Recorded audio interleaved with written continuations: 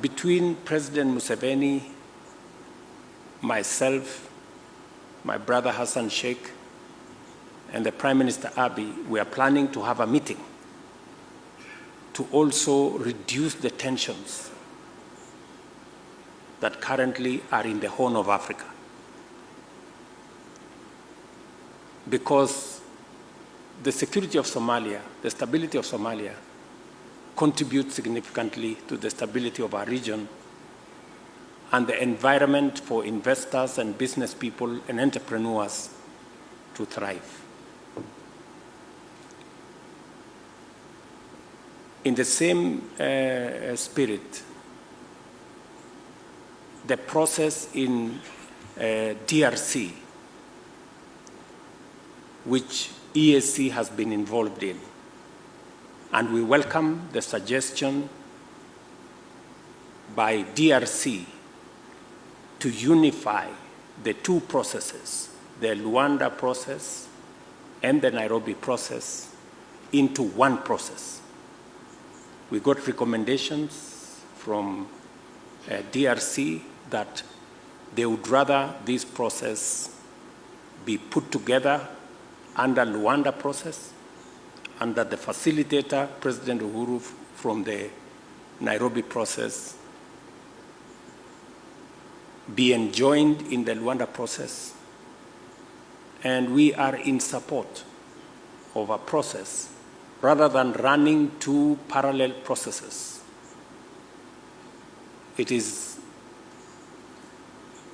better that we have one process that would help consolidate all efforts and all actors so that, again, we can meaningfully contribute to the peace and stability in DRC as a way of making sure that our region has the security that we need, the stability that is necessary for us to continue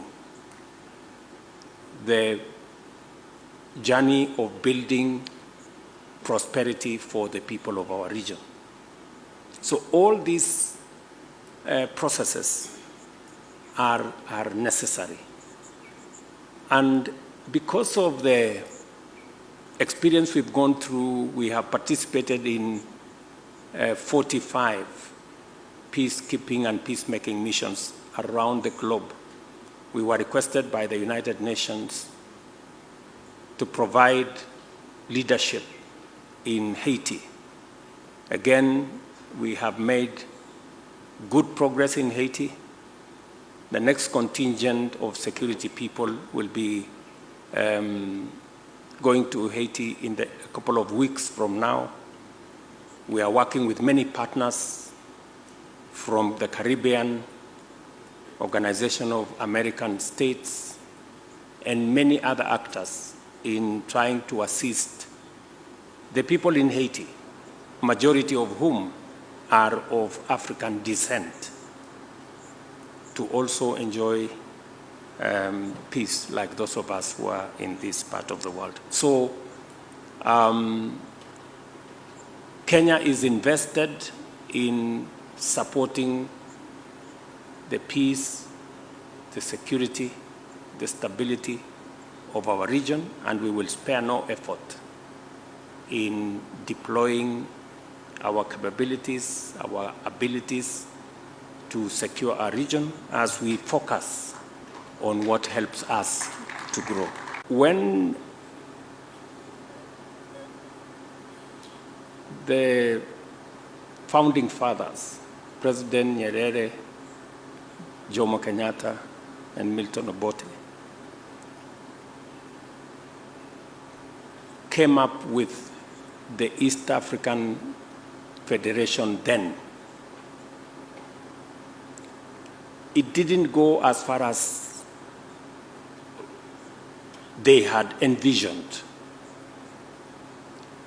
And we must commend Zanzibar and Tanganyika then, that took the bold step and created the United Republic of Tanzania.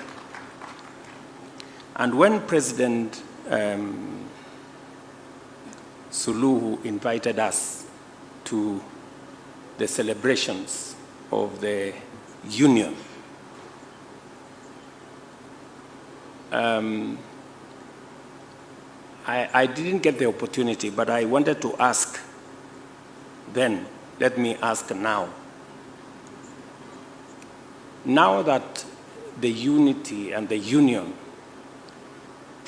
ile muungano ilikuwa ifanyike 1963, 64 nafikiri. Hiyo muungano ikaanza ikakuja Zanzibar ikaungana na Tanganyika.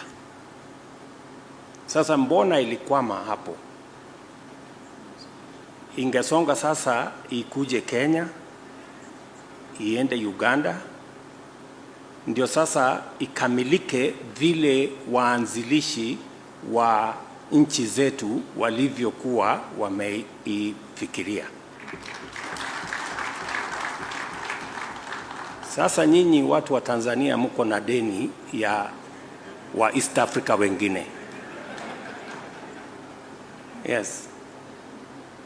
You have a debt to East Africans. That the unity that was figured out by our leaders, that started with only Zanzibar and Tanganyika then, it must not stop there. And you have an explanation to us why it should not move on and become what it was intended to be. And therefore, as East Africans, we demand that we complete this journey of consolidating this East Africa into what our forefathers thought about. So now, the former CTA is now fully assembled. But it's now more than a CTA, it is now an FTA, a free trade area. We have gone up. Let us now consolidate and move forward together. We, the Pan-Africanists, insist on the economic integration of the whole continent of Africa, and in some cases, the political integration of some parts of Africa, such as East Africa, because of the three historic missions we distilled from the beginning. These are prosperity for African people through creating an integrated market that is large enough to buy sustainably goods and services produced or provided by the African wealth creators and workers. You see, when we talk of integration, it's not an emotional thing. It's not that I want to be with the Kenyans, I want to be with the Tanzanians, I'm dying to be with this one. No.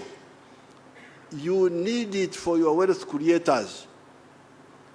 If your wealth creators produce a good or a service, who will buy that good and service sustainably and on a big scale? The good thing is that Africans are asleep. Kulala naye ni vizuri. Because when you are asleep, you don't know where the danger is. A snake can enter your house and kill you, and you will die peacefully because you don't know. But when you wake up and you, like the Ugandans used to be very tribalistic. Tribalism, religion, Catholics, Protestants, Muslims. Now, when we have been fighting with them, they are woken up a bit now. So they produce a lot of milk. The internal market is not enough. The maize, the internal market is not enough. So if the Africans wake up, then they will be able to see the blindness. If the internal market of Uganda is not enough, if the internal market, I can see Tanzanians are now beginning to sell things into Uganda, beans and so on. So now the question is, where do they sell these products? Because there are examples in the world, like the United States and Latin America. Latin America has got more Maria City, more natural resources, Mito, Misitu, Madini. Latin America is very rich. I think it could be richer than the United States in terms of natural resources. But you see the poverty in Latin America. What is the problem? Wako na mali asili ya ajabu, lakini ni maskini ajabu. What is the problem? Because of the way they are organized. You cannot succeed to do business in many of the Latin American countries. I think one of the reasons, that's why I heard that you had high-level experts and so on. These high-level experts could tell us, why is it that Latin America is in misery and the United States is very prosperous? Could it be because of the connected market of America, of the USA, the fact that the founders of the USA created a big space for wealth creators? If I produce a good or a service, I have got enough buyers to buy it, and I can expand and produce more. Could it be that? Let's get an answer from the experts.